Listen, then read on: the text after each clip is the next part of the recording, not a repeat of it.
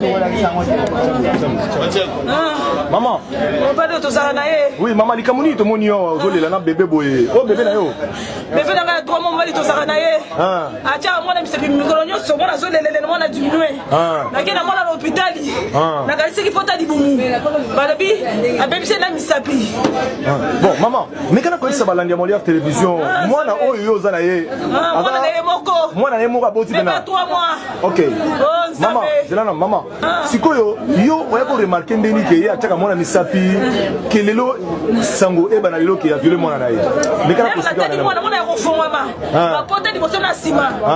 Na kalisi ki pota di bumu na kena mona à l'hôpital. Ne balabi a bébé si mwana. Mwana ba pota partout. Di boso na sima. Dans la sexe ne ba pota partout. Ba pota na sima. Sikoyo, maman, yo oya ko remarquer ndeni ke eza papa ndo osala ni mwana. Si ba c'est la tika na mwana. Mais là to na to so bi bale na ndaku. Na mwana. Na pesa ke mutu mususu teka biso bi bale. Après maman. Abomikai. Maman. Mais quand on est sélectionneur maman, hein, faut ba konza zo landa yo, ba ba na éclaircissement, hein maman, hein. Sikoyo tant bola la bino mi bale ko na ndaku. Balobi ke papa da saline wana. Yo o remarquer ndeni ki ya papa. Mwana zo lela. Mwana zo lela. Mwana zo lela. Lobi na pongo lobi na voni na kiti ala na etoko. Ye papa. Mondi loboko daye na zo kotsa mwana loboko. Suko mwana zo lela lela. Na kalisi ki pota libumu. Lela ke na mwana na hôpital de balobi a baby si mwana bandakala. Ba pota di boso na sima rouge. Siko maman. Ba pota. On peut ce message ni maman pour na cas et ça mi a violé. Ah, prison, on appelle Omi Boma. Omi Boma té. Ah, que prison on a Omi Boma.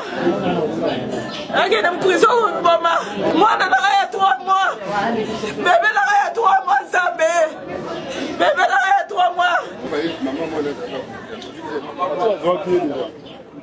Maman, tu vas filmer wana bébé wana. Moi c'est nos baé. Moi c'est na opena. Vous en êtes d'accord. OK. Bébé wana, on bébé na yo. On peut c'est comment bébé wana. Bénédicte. Bébé Bénédicte, hein? Azana ajini. OK. Papa, tu me banano hein? Bébé Bénédicte. Hein? Moi na moko boti. Maman zolela. Alors yo bébé si moi na yo moko. Papa, mais quand on ça balanda molia télévision, les caméras zaki nini et l'on est poussé au sala acte wana. Beta lisona. Ah, ça a été moi qui n'aime ça. OK, yo zala ino qui n'aime ça là. Après. Ah. On a eu yani na o bani ma on se on a fait. Donc yo ebelo monter. Mais maman, waza moi sina oti. Est-ce que moi so bena akoko so makabena ati niveau boye. Pe moi so bike so yo ke prison ya mi bomi. Oni bena moi so bena akosala acte wana. Mobile na mo bola nenda ko moi ko so makambo. La volonté na bon tu na sani na organiser la volonté. Est-ce que bino mai bozaka malamu na ndako? Wa ki lokwa ngala la musala asepela kati. Na ndeni asepela kati. Asepela kana musala ko tika kaye mo na mbetu benene. Tika kaye. Na mbetu.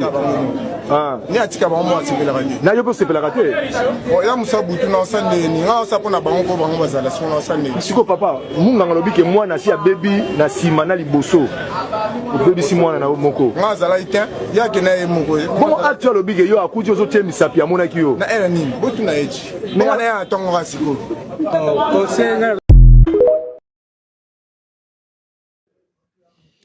Bote bandiam déjà des mafuta sikezelinga wa bino la grande dame mais quand on est comme ça on va passer bino ba sang pour passer conseil bandeko et image bon moni to cheli bino wana to lembate bandeko ko sensibiliser pe ko éveiller surtout ba conscience ya ba mama nde muto azalaka sentinelle ya ndako ba incident oyo bandeko eza tellement ebele boyebi mikolo leki tolobelaki yango trop na chaîne na biso papa bizarre mwana jusqu'au point kotia ezemi papa adwataka mwana papa azongisaka boye asalaka boye soki lelo bandeko na ye to nalobela so likambo oyo mpe nayalakisa image oyo eza kaka lokola rappel moko tozosala mama veillaka na bana ezala ya mibale ezala ya basi ezaka bana basi te même les garçons baozala abusé mikoleki totiaki natielaki bino émission awa ya mwana mobali abane ko abusé lekine propre ya mobali pe pourquoi pour mon image wana na téléphone. Et vraiment il faut ça très attention, il faut que baba na bazo beba. Bota la bébé oyo. Bota la bébé oyo il y a 3 mois s'il vous plaît. Ndenge marambo maman azolo basoke zandeng wana. Et bo imaginer sora mwana oyo. Bo imaginer sora mwana oyo. Nde bazolo baka baby si mwana. Mais ça peut compliquer croissance à mwana. Lobi mwana komi mwana zo bota te bokomo kanga bandoki mais boyebi te makamuni makambo papa salaire muto comme si mwana ba niveau oyo. Vraiment ba maman bozala vigilant. Ah ouais, qui pète ote mwana na po ya bota te non, qui pète. Maman vraiment il faut la vigilant, il faut veiller na mwana. Et il faut veiller vraiment na mwana, topé na bana.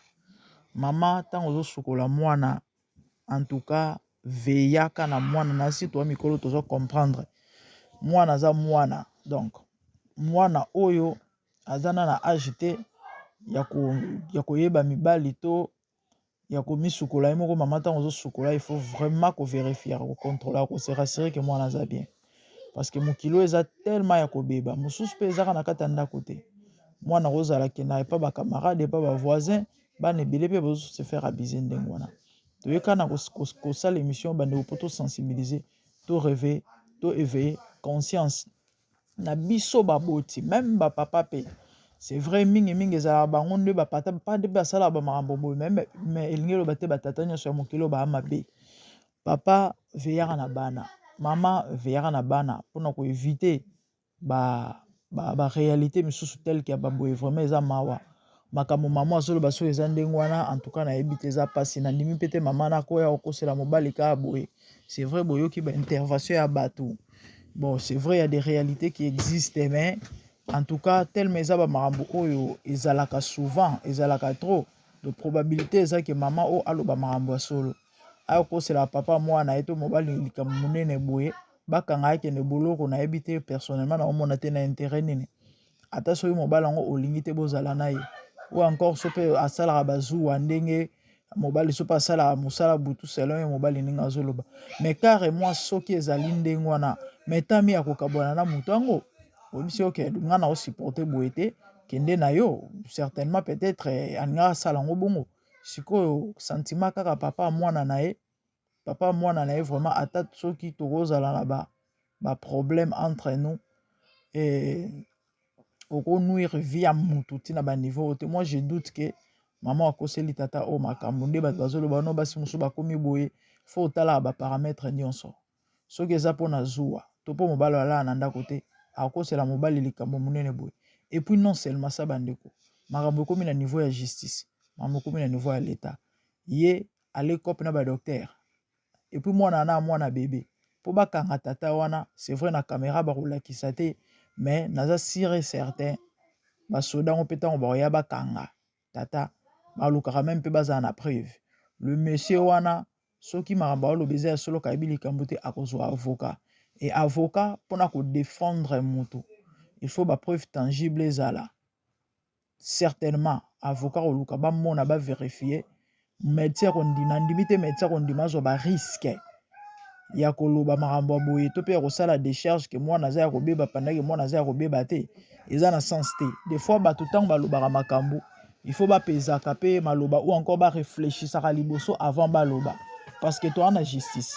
Makambo comme na niveau justice batie mobali kraka sur déclaration ou encore des charges ya médecin asali mukanda pona ko baki mwana aza abusé mwana aza ya kobeba sikoyo na ebité nani siko asali mwana ndengwana mama asali mwana ne moko bongo e na sensité na motema ya mama po akosela mobali eza na sensité so moi so na na posa bakabwana mobali wana ngabo ya carrément esuka ndengwana so eza pona zuwa to eliko songolo pakala mais ya ko sela mutu likamba munene bongo je doute et puis ekoma na niveau à l'état za zo baté quand même bakanga mutu ka boye na makambo lokuta sans preuve et na sensité donc probabilité za ke maman so zo lobeza makambo solo munganga sali constat asali mukanda et l'état est atie maboko jamais kaka na boye dans le vide car na rien na néant na nil boye basala makambo ndengwana. Donc, ils passent, bande ko pesi passe pe ma koyoka mama o motema bo mama le pauvre bébé t'as moi na ngone lungi vraiment ya innocence hein mwana mpenza na elongi ya innocence tanda azotala ngo yao azotala eza pasi mokili oyo na makambo bandeko na ngai mokili oyo eza vraiment na makambo mokili oyo eza vraiment na makambo bandeko mokili oyo vraiment na makambo que le Seigneur vraiment nous aide franchement eza mawa mingi eza vraiment mawa mingi babiloko apoyo nzambe asunga biso bandeko tokomi na biso na suka kaka nde nayebisi bino toveye na bana toveye na bana baboti toveye na bana faut être méchant quel genre de papa comme ça un vrai sorcier ma sœur mobala abizela yo mwana même mwana nzela losambo maman tu son de ma voix tu as vécu de telles choses na bo mwana na yo c'est important sur cela na mosel na nzambe te de le faire derrière l'inceste se cachent des réalités ata soki ezalaki proche parente na yo te mais tout ce qui est abus sexuel ezala na bomwana to nini faut lokosola na mosel na nzambe babondela mpona yo.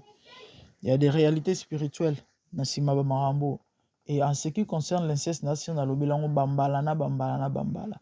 Derrière l'inceste les amis se cache la sorcellerie. Oui, eza kotu ya kosamba te eza c'est comme ça. Na asir na salela ngo ba émission bato balanda ba émission ba abonné na chaîne depuis babi makambo. Donc en fait c'était ça juste pour nous éveiller bandeko nanga. Et si c'est votre première fois, n'oubliez pas de vous abonner sur MDGD TV Mafuta Sika et likez, commentez, partagez surtout. Webto Bixanani quant à moi, dans mon numéro de bonnes choses à vous, je vous aime, merci, à plus.